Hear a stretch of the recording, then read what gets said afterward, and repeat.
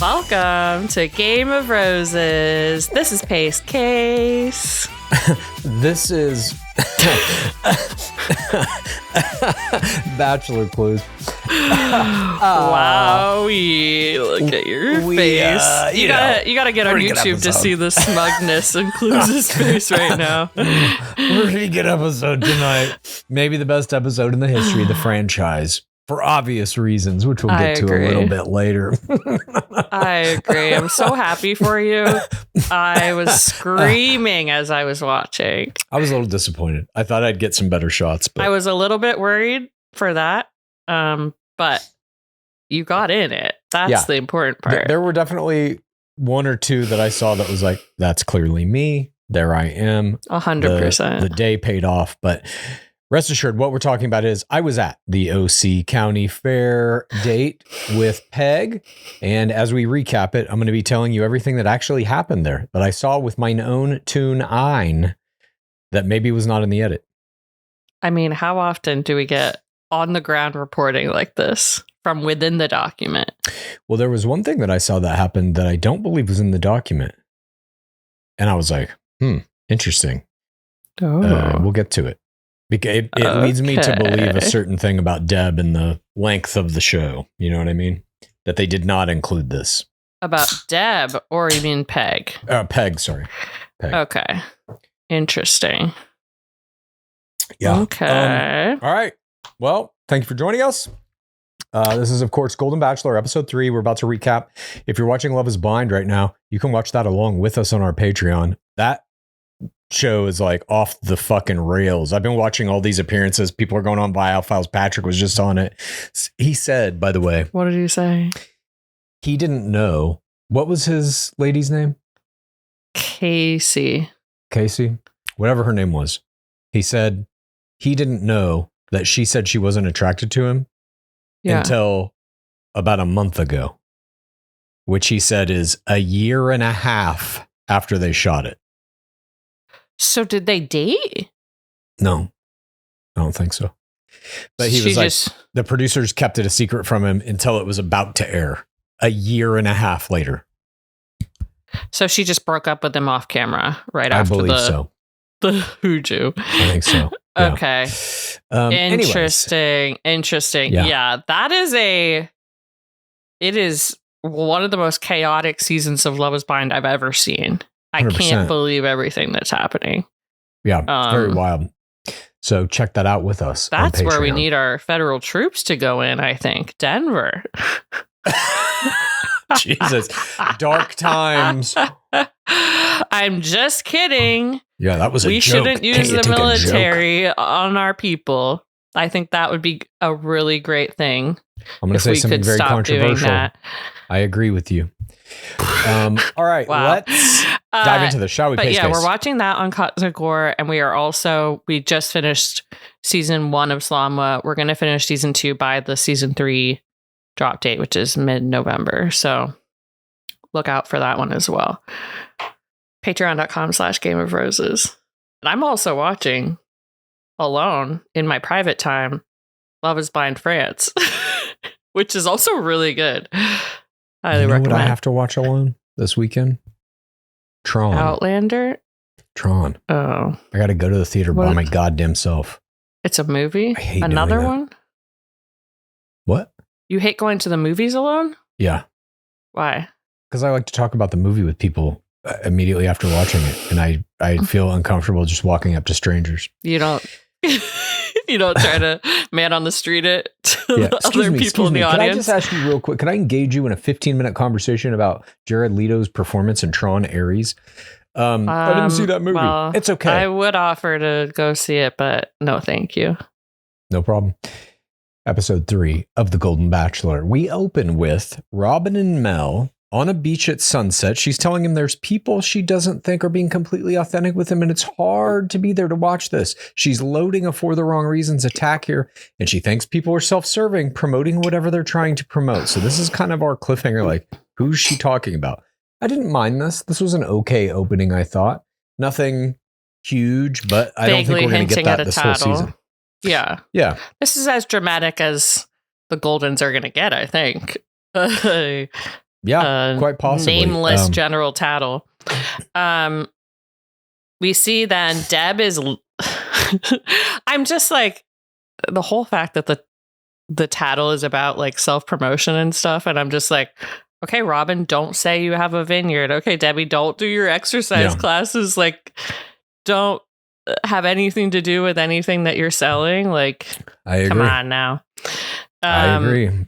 She leads this exercise. Peg loads love level 1, and we see all of the ladies in a girl chat, top 9, and Carol's like a little bit freaking out, and Cindy's like, give him grace, like about seeing Mo making out with others, even though her ITM last week was her freaking out about it. The idea that, watching him date other women is starting to become a problem because they're all forming actual connections now.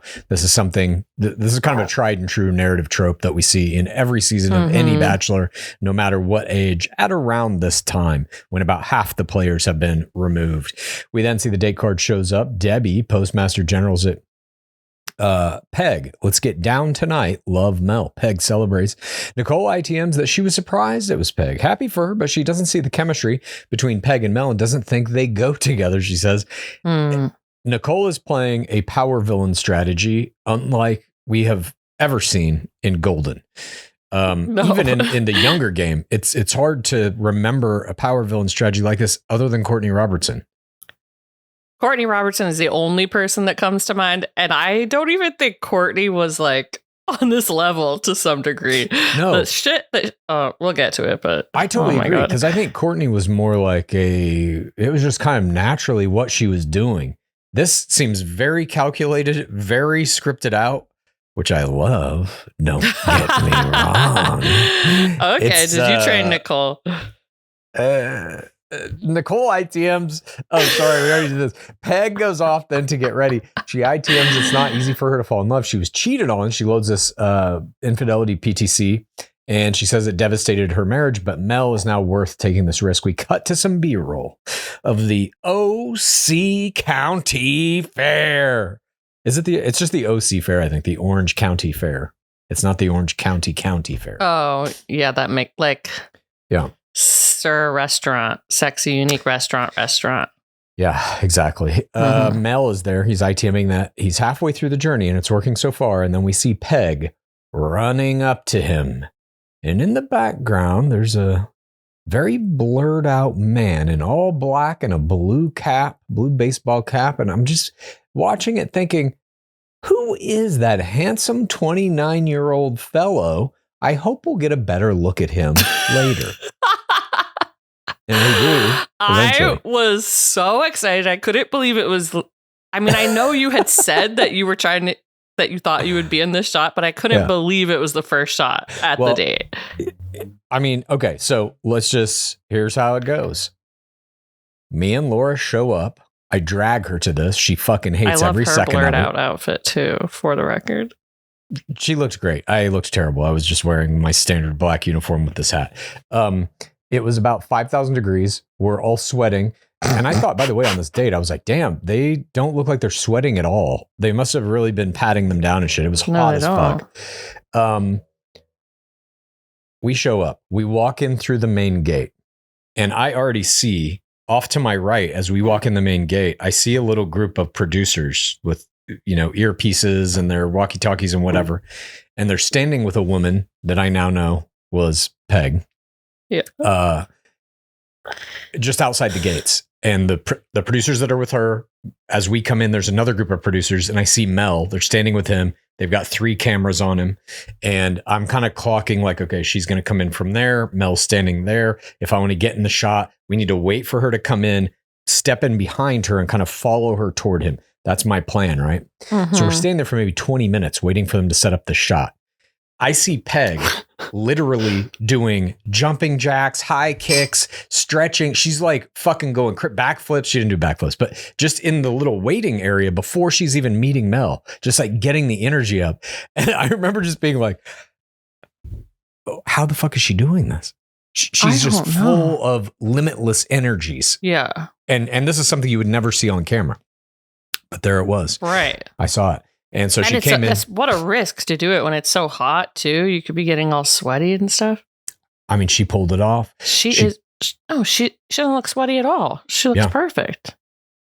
She runs in here and they meet. Peg says she loves the OC Fair. And he's like, I used to go here all the time with my brothers.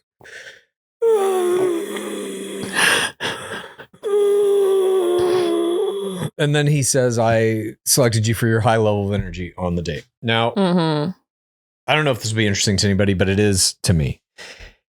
I was taking like close attention to how they were shooting this. Where were the cameras?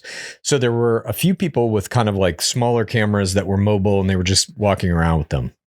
They had one person lugging this giant camera around on a tripod in the 5,000 degree heat. And I was just like, that person is fucked. That's the worst job. Just a giant camera, like dragging the tripod, running ahead of them so that they could get shots of them walking toward it, running behind them, running this way, that way. I was just like, that person needs to be getting paid. And I'm sure they were not very well. Sounds like a good job for Peg. Yeah, exactly. They should have made her carry the cameras.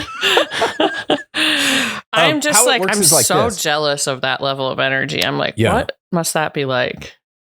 No, it's fascinating to watch, but also it was fascinating to watch how they actually shoot this, because this is a big public thing. They're not like closing this down. How did you know about this? I have my ways. Okay. A birdie. I can't reveal this information. Okay. I'm Pam Bondying you. That's fine. They have basically, there's a little group of producers that are kind of like clustered, and they're on walkie-talkies with the camera people, and they're kind of like ushering them this way and that way. They did seem to have some autonomy about which little games they were going to go play or whatever. There was one thing that I knew for sure they were going to have to do, which is the Ferris wheel, which is what I don't think we saw, right? That was never in this. Okay, we'll get to it. I was waiting for a Ferris wheel shot. There's a giant Ferris wheel there, and I was like, they're going to play some games. I don't know. That doesn't really matter. They'll probably do some sports shit because of Mel. But like, they're going to get on that Ferris wheel and make them kiss in the fucking Ferris wheel. And guess what? They fucking did. That happened. We rode the Ferris wheel with them. We were in the same Ferris wheel. And I was watching. The Ferris wheel was like these little pods. You get in it, you close it. It's plexiglass. And we were in line. In like they line you up in like several separate lines. We were in line like 5 or 6 rows away from Mel and Peg and the camera person, right? While we're in that line, there is a woman immediately in front of us with her 2, or maybe 1 teenage daughter and teenage daughter's friend, whatever. This woman, these 2 teenage girls. And there's cameras and you can see it. Like everybody can see that they're shooting this guy and this woman about to get on the Ferris wheel. And this woman just kind of wonders out loud, I wonder who that guy is. And I couldn't help it. Could not help it. I was like, that's Mel Owens, the next Golden Bachelor. He's on a one-on-one date right now. And there's a lot of controversy about some stuff that he said on this podcast. And just went into it. And she was like, up the podcast. This woman goes, wow, you really know a lot about The Bachelor. And I couldn't go further. I was like, Jesus, what have I done? You never know who could be right beside you in a ride line. Yeah, I didn't go like, not only do I know a lot about The Bachelor, I'm wearing this hat, which was created by Latia Gar from last season. I'm only here to try to appear in the background behind them. Don't tell them. Have you ever heard of Game of Roses? I didn't do any of that. But I did tell her who he was. We then got onto the Ferris wheel, and I watched them get on. How it works is this. This Ferris wheel, by the way, is very cramped. It's cramped for 2 people who know each other, let alone Mel and Peg sitting on one bench of it. Then 1 foot across from them, a camera operator with a camera lens in their face.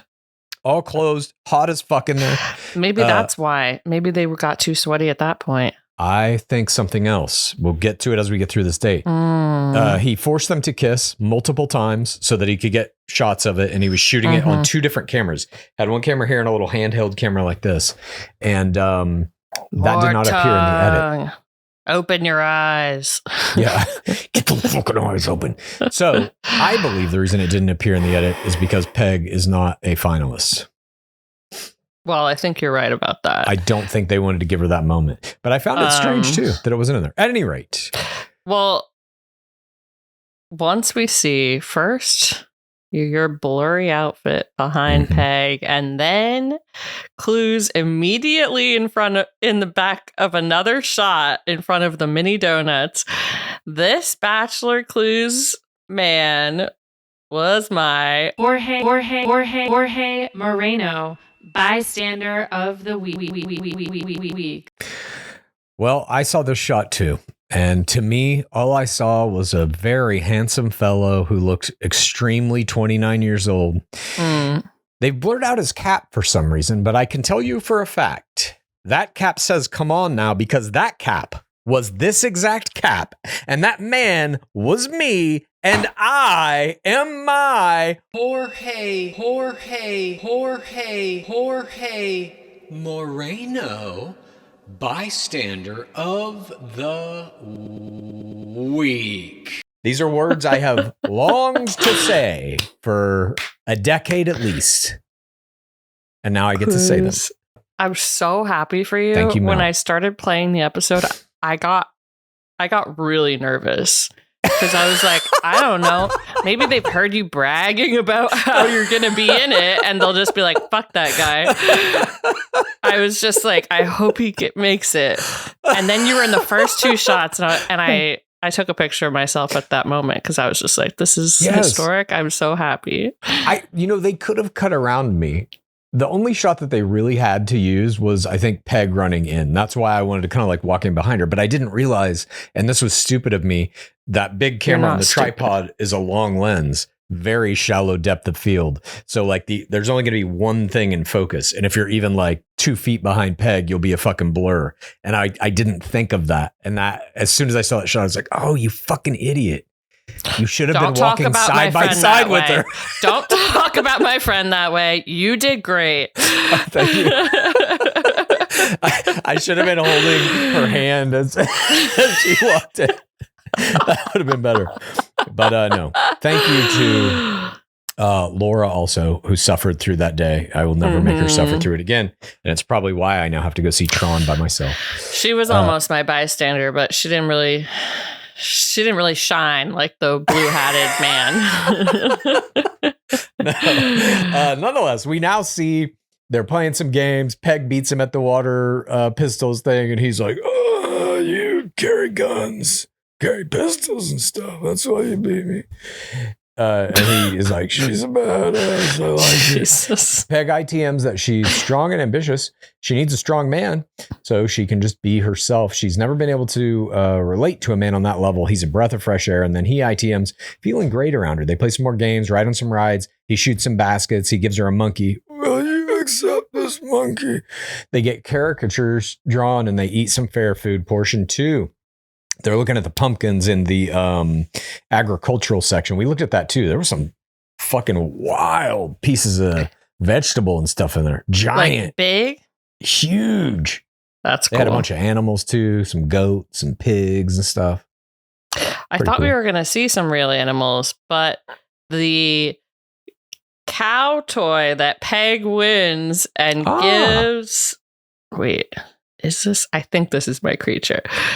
It gives to Mello. He can't win anything. She's just winning all these prizes. That cow was my creature of the week. All right, fair. She ITMs here on a little bench in the agricultural section that she thinks there's something between her and Mel. She's going to jump in with both feet, be vulnerable.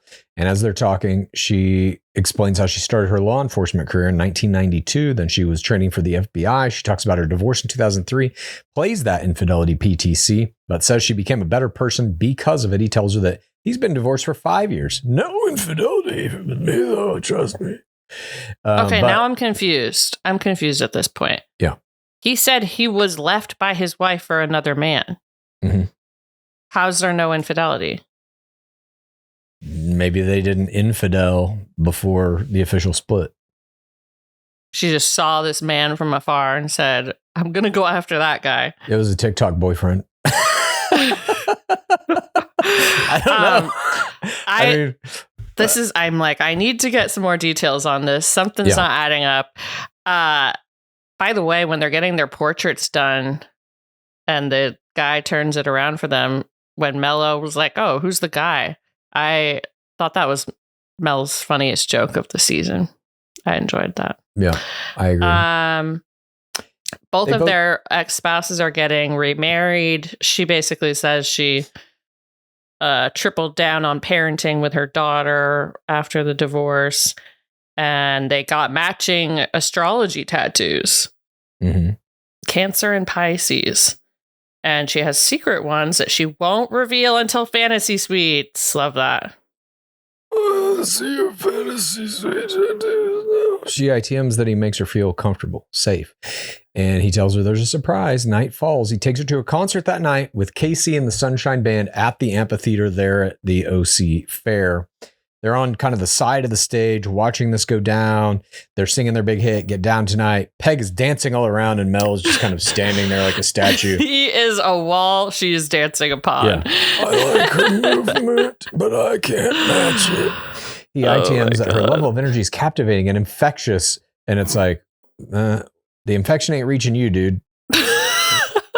If it's reaching him, what would he be doing if it wasn't reaching him? With her. He's just standing there. Yeah, exactly. He's like, she brings it out of me.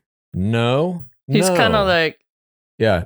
That's just the breeze. Swaying. That has nothing to do with the music. That's the cushioning in his hokas. That's quantum particles doing what they do. The crowd is cheering. Then they sing Don't Go, a slower love song, and the lead singer finally brings Mel and Peg out on the stage. Now, we know something here. What we hear when this happens in the program is 100% falsified. We hear the crowd cheering for Mel and Peg to come out on stage. We have video evidence posted by Reality Steve. You can scroll back in his Instagram and find this still. People who were there taking video of this sent it to him. When they are announced and when they come out, the entire crowd boos them.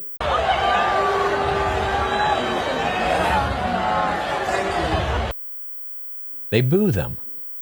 What we see in this document is cheers. This is a literal propagandistic manipulation. This did not happen. I know, but it sounds pretty seamless. You would never know.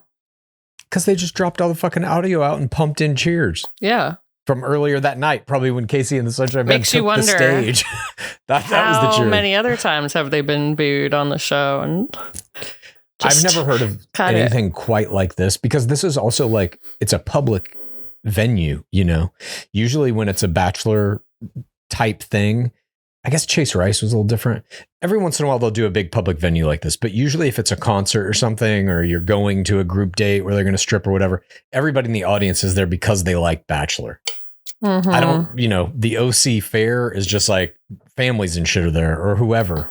But to boo them is like, there's only one of two possible reasons for that. One is it is Bachelor fans and they knew who Mel Owens was because of the podcast shit that he said and they fucking hate him. Or two, they're just general people who hate the Bachelor franchise. Or like, bring back the music. Why are we stopping the music for these people? Yeah, exactly. Like, what the fuck is Bachelor? I'm here to see Casey. It makes me think that they know it though, because like, me too. To boo like Goldens, it's really aggressive. Yes. You know? And it's like somebody throwing out a first pitch at a baseball game or something. It's like, exactly. Who cares? Why it's are you meaningless. Booing that? Yeah, I agree. I think there was I think they knew who he was and did not like it. That's the most likely explanation. Nonetheless, Mel gives her that rose. She gets that rose. They're dancing around. She's loading love level 2. They are kissing. We cut back to the house and we see Roxanne and Nicole. And Nicole says, this is all off base, this part. I told myself I'm not dating Mel. I'm dating America. I'm dating everybody watching and not watching. It's a great chance for exposure. Gives you exposure you've never had. Carol overhears this and ITMs this rubs the wrong way now. I don't even know what to say about this, because I'm very 50-50 on it. It's a terrible error. In fact, it's my Error of the game. I also love it. I also absolutely love it. Our beloved game, especially the golden side of it, is not ready for this type of power villain play yet. 2 or 3 years, maybe. It ain't ready yet. She's like way ahead of her time here with this power villain style. But that said, it's like, we have to get up to speed on this. This is what all these shows are about. To openly admit it and talk about it needs to be a part of the show. The lie that like no one gives a shit about this is fucking insane at this point. Yeah, and that they're not looking at this to promote things. And honestly, I like, this was going to be my error, but what she says next is my error. I was like, I agree with you. Golden is not ready for this. And whatever the context is, I don't know who she's actually telling this to, probably producers. It does not come off great. We see her then go, oh, if they're smart in how they promote this show, we're going to be the next Housewives. If they're smart with publicity. And sorry, that last cast was not great looking. And this was my error of the game. Oh, Your understanding of it being this vehicle to promotion is totally correct and generally probably should be unsaid. Yeah. But you should be promoting this season with the last cast. Why on earth are you saying this? No, you're right. This is a way worse error. You're 100% right. You can't shit on anyone that is your peer. You can shit on The Bachelor if he does something, like, because when you're playing against the first audience, we call the Bachelor or the Bachelorette, the lead of a Bachelor franchise show, the first audience. You're always kind of playing against and with them. And if they do something out of line, you can go after them. Sure, like an action. Yes, but you can never really go after an entire cast of a season, certainly not based on how they look. Like, never go after anyone's looks. Ever. And she just basically shit on that whole cast, saying they're all ugly. It's unbelievable. And not true. And like, of course, just like, all that aside. It was tough to watch. It was tough to watch because I was like, I am on board. Like when she's talking about, I want to do midlife, like beauty products or health products, become more of an influencer. I was like, I can totally see that being part of the natural conversation, especially when Amy was there and like, her kids are influencers and stuff. It's like, there might have been more people talking about this that they just cut out to make her look worse. For sure. But that was tough. And I was just like, what's Golden Happy Hour going to say about this line? Like, she's just really solidifying the villain edit here. Yeah. And I mean, she gave it to him. It's hard to... I really like her as a player. I said, I do think she is ahead of her time, but I also think she's got like some ego shit playing around in here that is not doing her any favors, where she's like putting down other people for any reason. I think you're like, again, it's ahead of its time. You can't yet come in and be like, I'm here to get a massive amount of Instagram followers and be an influencer in whatever space and blah, blah, blah. You can't quite say that out loud yet. I think after Taylor, Frankie, Paul, that may be kind of a watershed moment for that type of play style, because you're going to have somebody who's like, she's openly going to be telling all these guys, you have to do TikToks with me. I make all my money off TikTok. I'm a giant reality star. I'm famous. That's a part of the whole thing. That's why they cast her. So I think it's going to be very hard for them to logically villainize somebody for that after that season. But the shitting on how people look is just like, there's never a benefit in that. That will never make you look good. It's not like a fun villain you want to root for. And it's like, when I remember when we looked at her Instagram, I was like, that's the ring winner. I was like, she's going to do so well. And it's like, if she was just playing this like 5% more subtly, I think it would work. But she's given them this footage. But it's also like we'll get to this a little bit later, but she has a line with Mel where she's like, we should jump in the pool. That'd be great TV. She's aware of being on camera. She even says it when they go on the group date. I'm in my element. I know how to make love to a camera. She's aware that like it's a TV show and everything you're doing is for the image that you want to convey or whatever.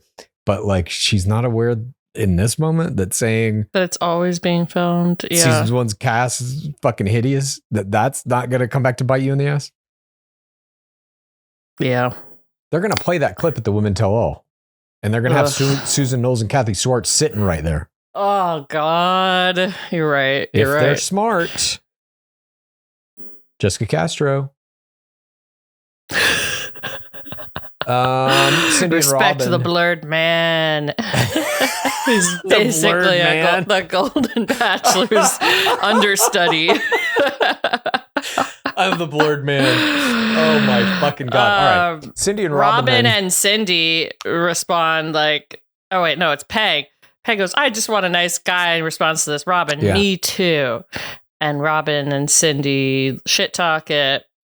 Cindy says she's taking lots of oxygen, aka screen time. And they talk here in this girl chat about possibly tattling. They're kind of loading the idea of it. Then we get our group date. This is an artistic endeavor beach photo shoot for People magazine forced nudity date. We are at the beach in Malibu. We see some surfers and we see a seal eating something out of the sea.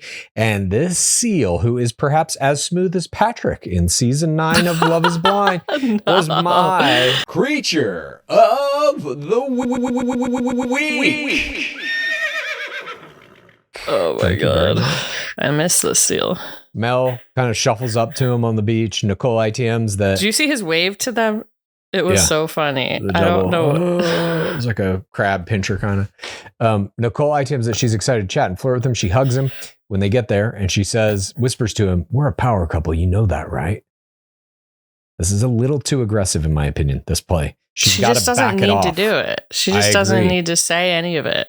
I agree. Here, the best like hardcore overt initial chemistry play, in my opinion, the best pattern of it is you go hard and fast on night 1 and the first one-on-one or group date. Then you chill the fuck out. You let him seek the chemistry play. You're not the one who's always pushing. You'll push him away. And I think she has the raw talent. Like she didn't need to do this. Yeah, I agree. There's starting to be a little bit of a desperation in her play style or like an insecurity in it or something. That if you're trying to play a strong chemistry game, that can't be there. Like, go back and watch Courtney Robertson's fucking season. Okay. There ain't no insecurities. There's not. All that is there is power villain maximalist. It's hitting at every level. And when when she could be overstepping, when she could be pressing too hard, she doesn't. She steps back. He comes to her.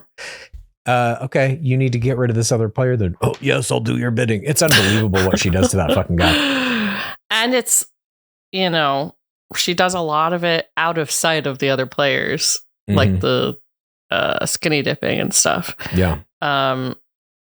We then meet People's Janine Rubenstein, editor at large, and they're going to do this photo shoot. Some people are 2-on-1, I guess, for time. Some are 1-on-1.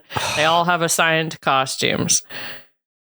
And again, it like goes with the hypocrisy of the show. They're like, you're supposed to act really excited. Deb's like, this is epic. This is a great People's a great platform. And I'm like, we're just shitting on Nicolle in the last scene for saying that this is good promotion when you're like, and now they're literally all influencing a photo shoot. Yeah, she wants to be an influencer. I can't believe this. I get to be on the cover of a magazine.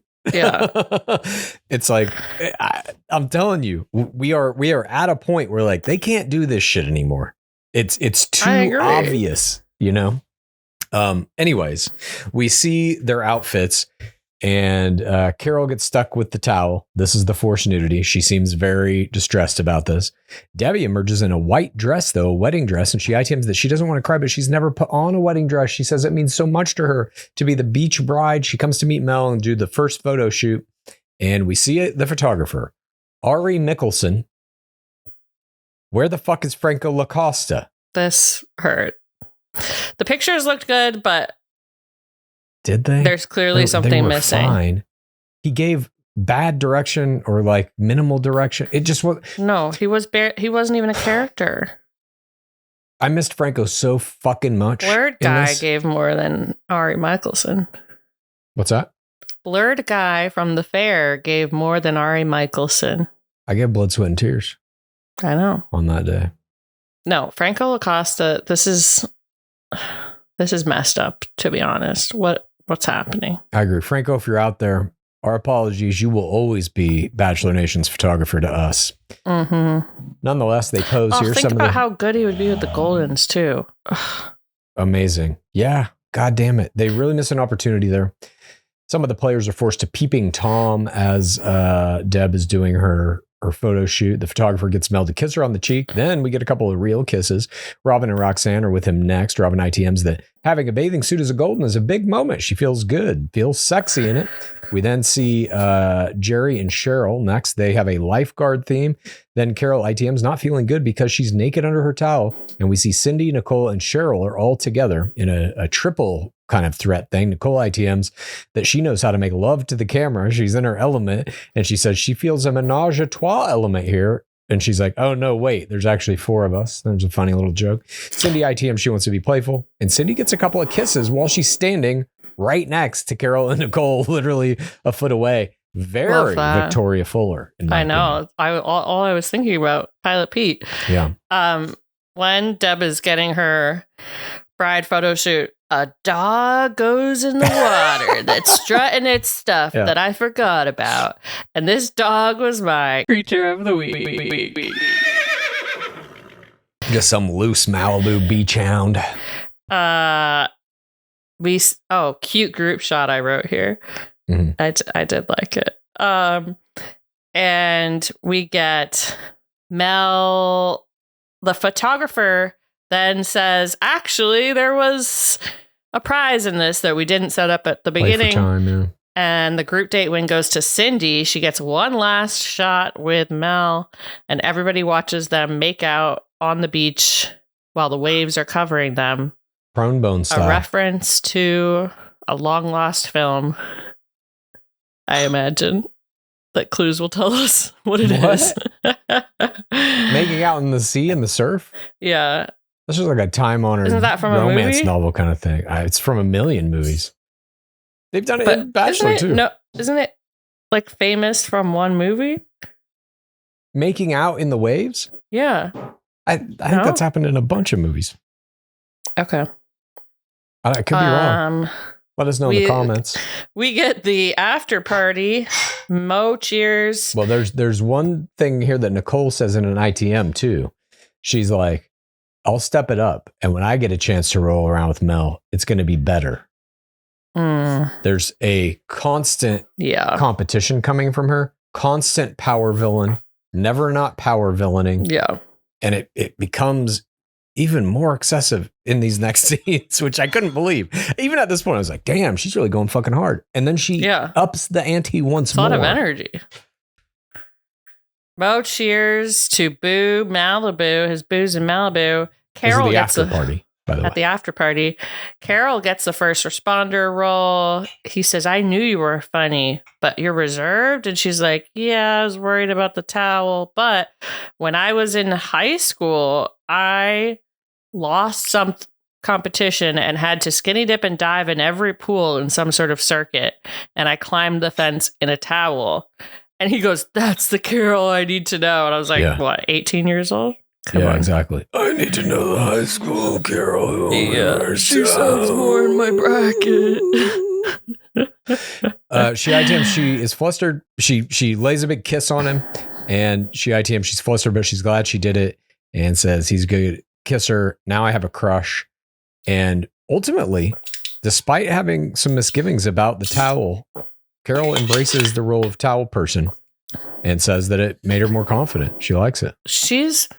I gave her my MVP last time because of her group date play. She is great at making these arcs for herself in it. Now, she does say, they start talking about when they're back in the group about their crushes. Somebody said they had their first crush was Elvis. And then she says, I had posters of Ted Nugent and Andy Gibb. I mean, we could never know what Ted Nugent would become back in that era, I guess. But interesting. I don't know them, but I just saw Elvis in a picture. Andy Gibb, the Bee Gees?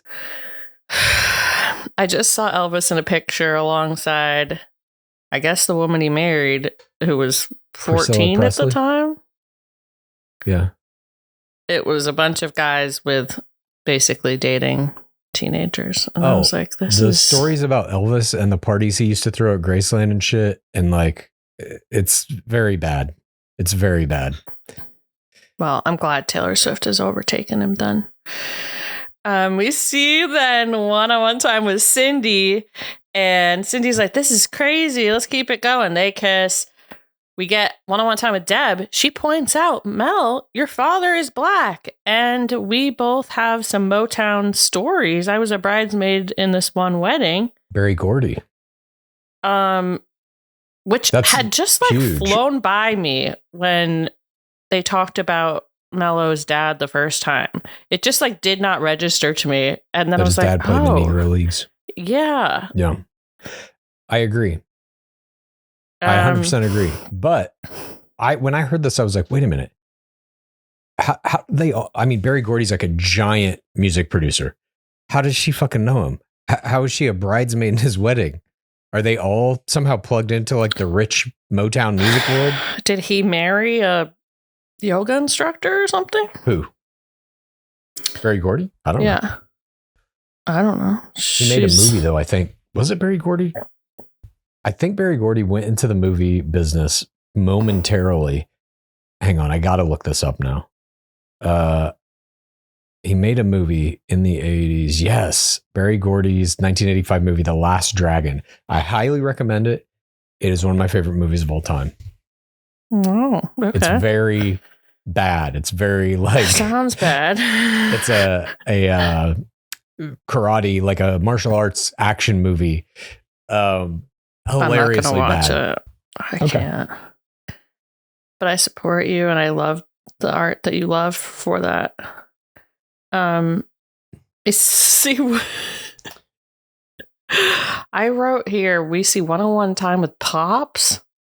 Cops. And Mo says his mom was feisty. Who's Pops? I don't Pops. know. Oh, Mel, we're seeing quick one-on-one Cheryl. Pops. Okay. He's with Cheryl and he's talking about his feisty mom and she's like, I love that. Love level 0. Cindy ITMs that all the women are bright and amazing. Only one can win. We see one-on-one time with Jerry. She says she's not ashamed of her age. You get a kiss there. Cindy ITMs that they're all looking for love. Big group chat with all the women. Carol asks generally, did you ever think this was going to be your summer? Nicolle starts talking about, no, I thought I was going to be putting together this digital brand deal, but this happened instead. So they're really hard hitting that she's for the wrong reasons because she's talking about what job she was going to do in the summer, but now she's doing that. That's absurd. It's yeah. They're hitting her That's mean. Villainy so fucking hard now. Yeah. I'm just like, come on. Come on now. Yeah. Everything that she says that could be taken in a wrong way, they're putting in the edit. 100%. We see in her one-on-one time that she says, oh, we're really in front of the other girls for this. I'm sure the producers made them sit there. Mm-hmm. And she's like, let's give them something to talk about. We see Robin then asking Jerry for permission to tattle while Nicolle is kissing in the background. And then we see this one-on-one with Robin that ended up being the front tag. You're authentic. You're a good guy. But there's some people here who are self-serving and looking for the potential opportunities. And he's like, what are you saying? For TWR? And she's like, yeah. He's like, I don't think so. Yeah, he's like, fuck you. I don't believe it. Everybody here's for TR. Be gone. Yeah. He's like, this is a bunch of group of women, all genuine. And the group date rose is on the table. Cindy ITMs that if he chooses Nicolle, it's going to be scary. He returns to the group. Carol gets that group date rose. Nice. And therefore, Carol's towel play was my face play of the game. I do believe that not all of these group date roses are like 100% Mel's choice. Not all are 100% producer's choice. Producers have a heavy hand in it.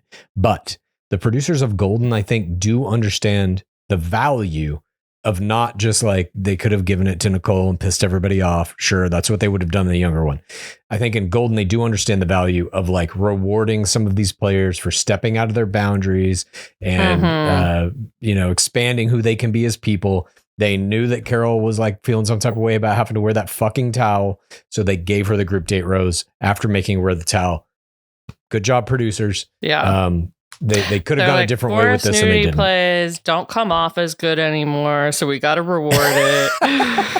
I forgot about this, but Carol's towel antics were also my play of the game. Yeah. She's such a good a group date player.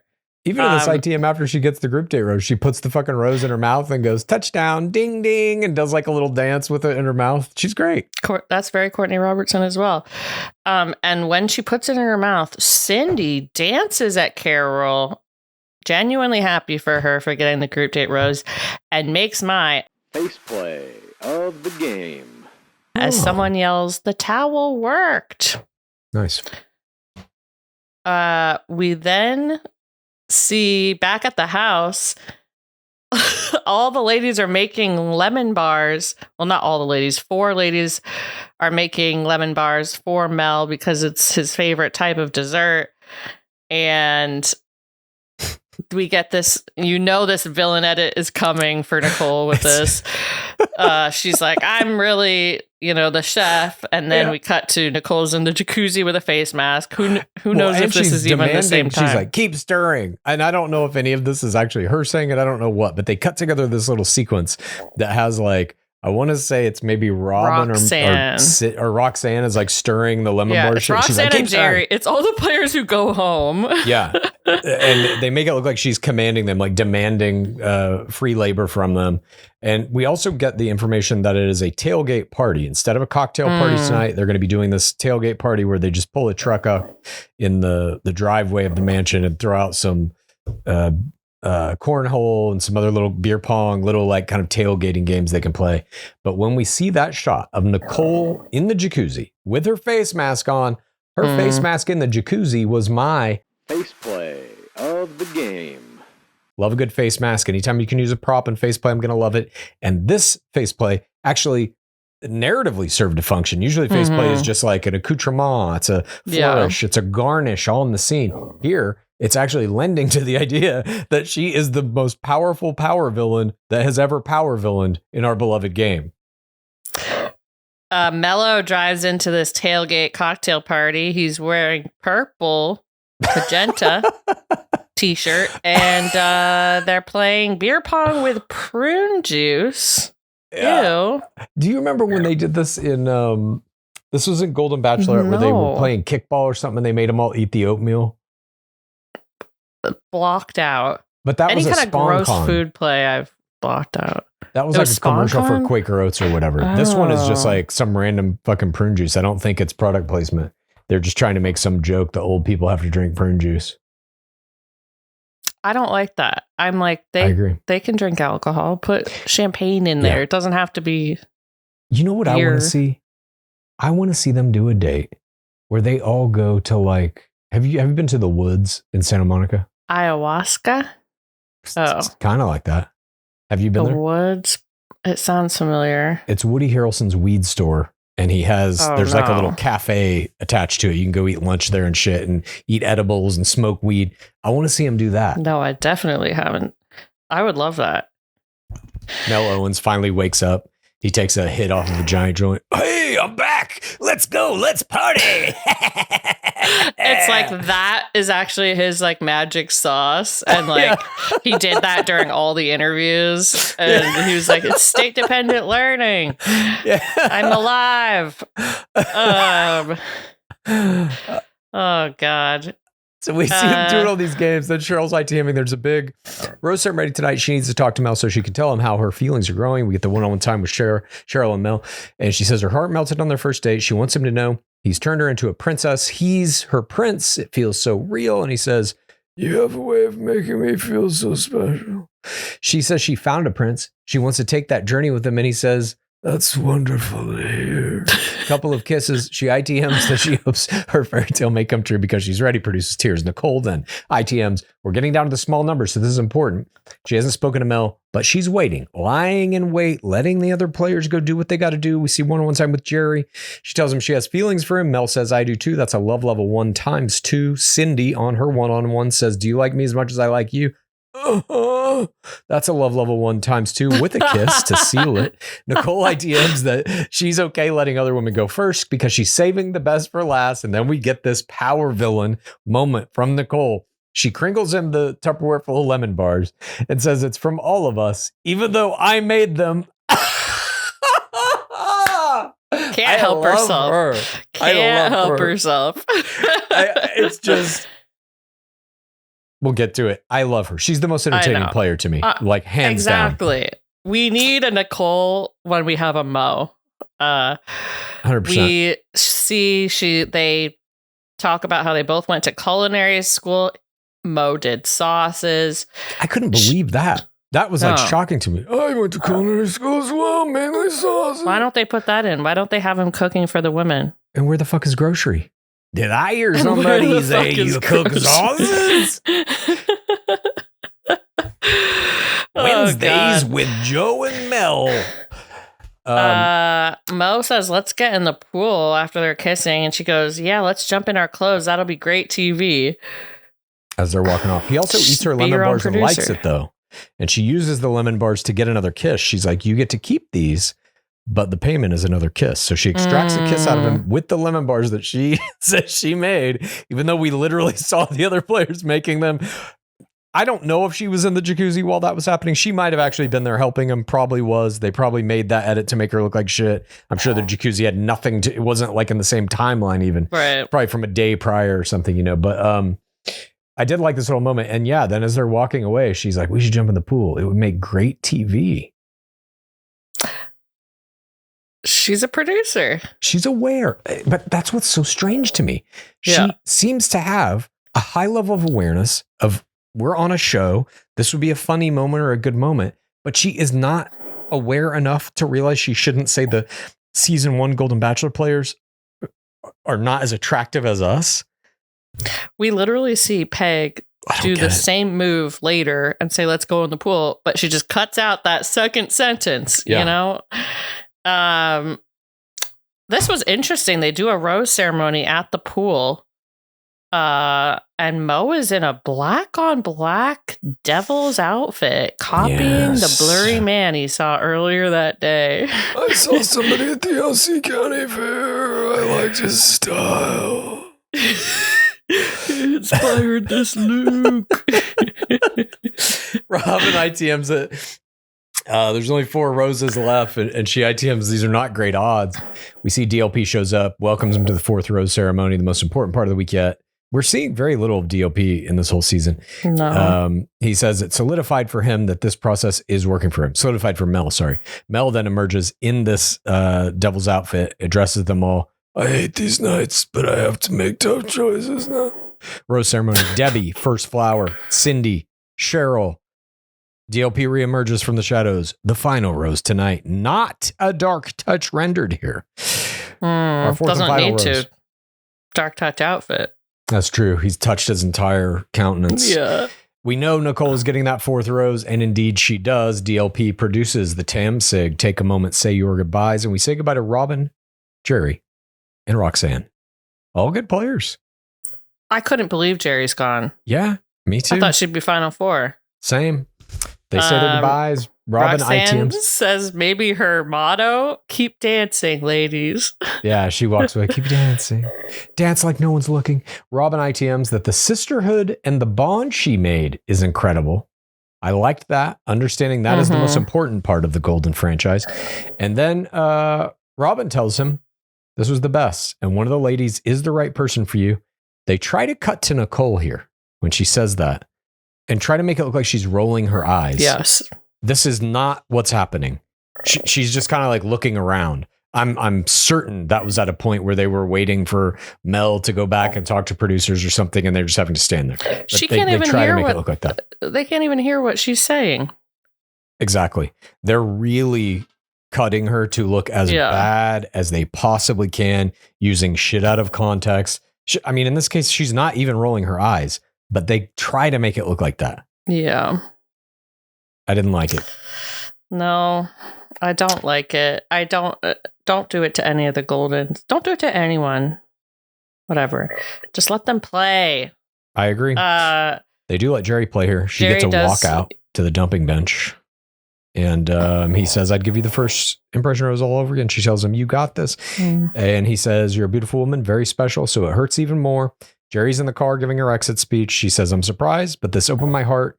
And I thought I was going to get a rose, but the experience has been amazing. Wouldn't trade it for anything. It's empowered her to find love and put herself first again. Mel then returns. He says, and then there were 6. He thanks them for being there and looks forward to the coming weeks. What's that? Agatha Christie. The what? Isn't that an Agatha Christie reference? And then there were 6? And then there was 1? Oh, I don't know. Maybe. Damn, now who's old as hell? Me. I'm regressing. I really am turning back into a 29-year-old. I am in a geriatric pregnancy and I feel it. Yeah. We see then Peg say, let's jump in that pool. And they all jump in their ball gowns. Cute. Love it. And then we get next week. Tarot cards. Shamans. Mel believes in energy, electricity, and magnetism. All 3. Griffith Park date. God damn it. Griffith Park Observatory is one of my favorite places in the fucking world. That date better be good. We get a mud bath date. They better be in that fucking planetarium, high as hell, thinking about eternity as they look at space. I saw they did put a fake sign along the path up to it. They put a fake sign? Yeah, like Path of Love or whatever. Whatever. We get a mud bath date. We get some love level 3, some kisses. A black SUV pulls up. Somebody's leaving. Cindy wonders if he's going to catch her if she starts to fall in love. Who's leaving? I don't know. Who was your MVP? For her energy that I aspire to maybe in another life, Peg was my MVP. I thought she does great kicking Mello's ass in all the games. She's doing some of the similar plays that Nicole's doing without saying this is because it'll make great TV. I think she's very entertaining to watch. And I was happy that she let you shine in the one-on-one date. Yeah. I keep thinking about that when they got booed coming out on the stage. And I don't have specific information about any of this, but I have to imagine like a couple of things start happening immediately. The producers have to be like, oh, fuck. The season's dead in the water. Like, it's not even on TV yet, and people are already booing this fucking guy. I also think, though, Peg, in that moment, was probably like, shit, this guy fucking sucks. You know, like, can you imagine this special? You're on a TV show where they've set up this whole thing where you're going to walk out on the stage with Casey and the Sunshine Band, and the whole fucking stadium boos him. And it's booze for her, too, even though she didn't say shit. But I don't think it is. But you wouldn't know it from her face. She keeps dancing that whole time. Yes. Against a log. But I think that's what I'm saying. Like, when the boos happen, you have to kind of go through that checklist in your head of like, why are they happening? I think for Peg realized it wasn't for her. She knows. They don't know who the fuck she is. I mean, she knows why it is, but it's not a good feeling. That's part of why I think she's MVP this episode. Like, that's not fun to go through. And the sweatiness of the date, you couldn't tell that. I have no idea. Yeah. They pat him down good. But no, I agree. Peg was great. Carol was great. both of them or either of them probably should be getting my MVP if you're just looking at like, oh, I know who yours and is. who played well and all of this. But unfortunately, or fortunately, however you like to look at it, I'm giving my own award, which is very subjective. You see, we make the rules. If nothing else, this is our house. We make the rules. What's that one? We make the call. It's a Taylor Swift song. Oh, well, Taylor Swift just said, hey, art is art. If anything, it reflects the culture. She said that on a TikTok I just saw today. And the culture is not happy. And the person I think who is most reflective and making the best art this season is Nicolle, who was my MVP. I just love power villainy. What can I say? It's a hard strategy to play and stay in the game. She was a star. Absolutely. The whole show's about her. Every scene is about her. Like when you see that peg date, all the one-on-one dates really have been super truncated. There's not like a lot happening in them. And as I said, there's a whole scene missing out of pegs that I literally saw with my own two fucking eyes where they're kissing in the Ferris wheel, you know, among other things. They were there kind of meandering around for a long time. But I don't know why it is that those one-on-one dates are just getting shrunk to nothing. And Nicolle is taking over everything. She's the main character of the group date. She's the main character of the after party. She's fucking stealing the lemon bar. She's telling him to jump in the pool. All the shit. She's having these conversations about, you know, I'm going to be an influencer. She really is the central star of the show at this point. I don't think it will, maybe she'll make it to the hometowns, but I don't know. Is Mel really that much of a dunce? Does he really think everybody's for TRR? Or is he just like, does he know after the podcast shit that he can't say anything bad about any of them at this point? I do sense that. I do sense there's a fear and he's just like, whatever.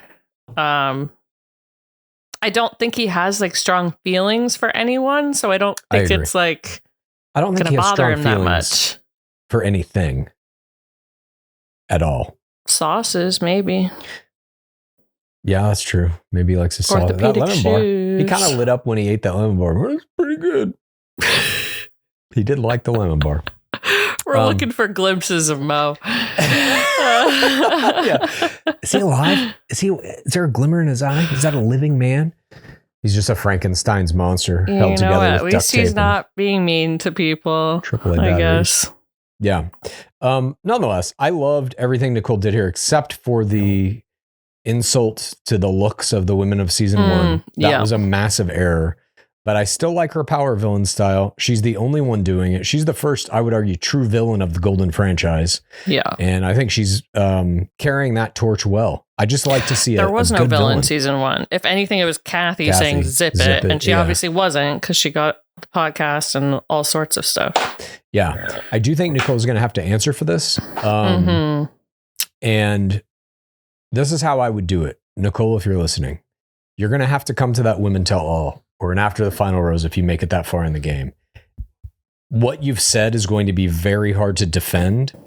So what I would do is, if I could, and even this is like kind of weak, but it may be your only path out.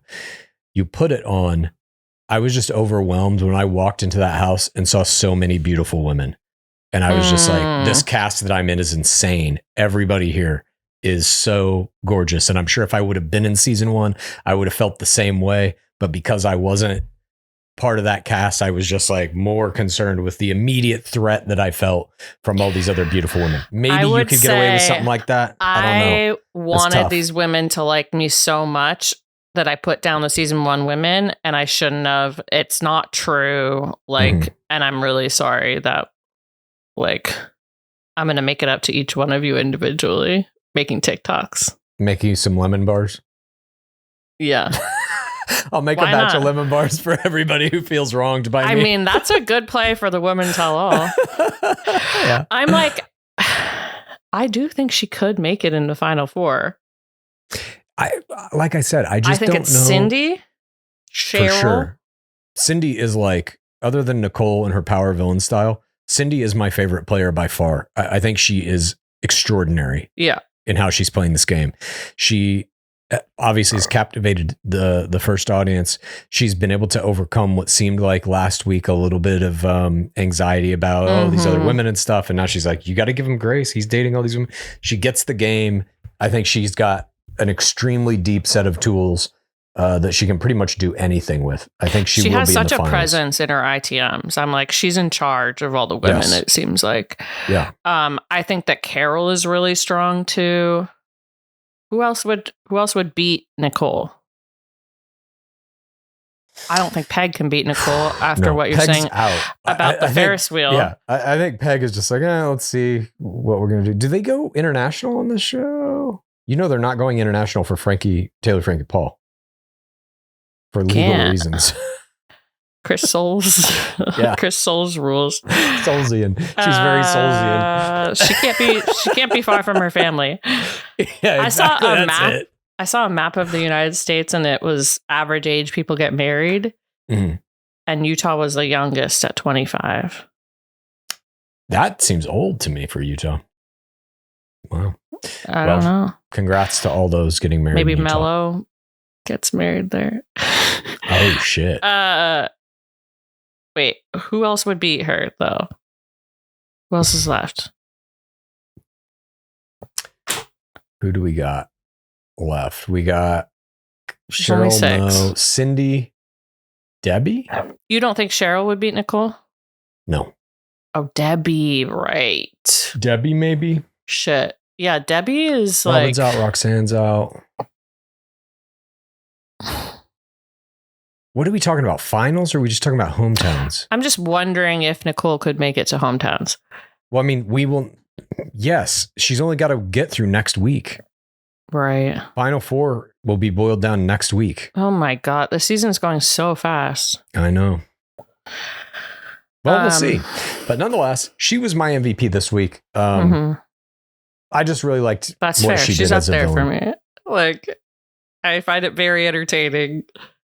Totally. I'm what like, she's without doing. her, try to imagine the season without her.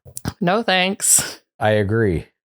So thank you, Nicolle, for your service. And like I said, you're going to have to answer for that statement probably this week on some podcasts or at least on Instagram or something. Be careful. Good luck. Don't double down. Yeah. Oh God, definitely don't double down. Apology. That must be front and center. And then if you want, you can kind of blame it on the process. I think that being in that situation just got your competitive instincts going and all the beautiful women on your season. And was just trying blah. to hype up my girls. Yeah. I think that could get you out of it. It may not though. Don't take my word for it.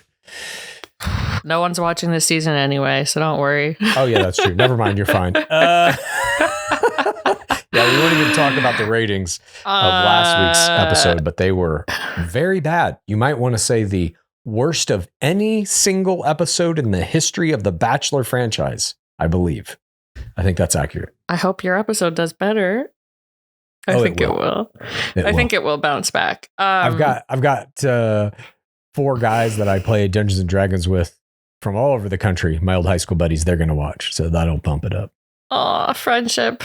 That'll This is the double it. friendship we made along the way. Yeah. I'm so proud of you. Thank you. Most of all from this episode. The real MVP, let's be real. And we just came out with our Love is Blind episodes 3 through 6 recap dump. We will have the next 3 episodes out early next week, and we will be doing those on Cause of Gore as well on our Patreon. So that will be the next thing to look forward to. Praise be Dark Lord Palmer, and happy birthday. I saw he had a birthday and he looked so happy. DLP. Do I have that in my calendar? Why don't I know It looks about like that? 47. 47? The balloons. Is that true? Shit, I guess. I don't have that in here. Well, I just saw him celebrating on Instagram, so. All right. Congrats, DLP. Fix that calendar, Clues. Long may he reign. Please rate this podcast Please review this podcast. Please get a friend to listen to us. And then please rate this podcast. Please review this podcast.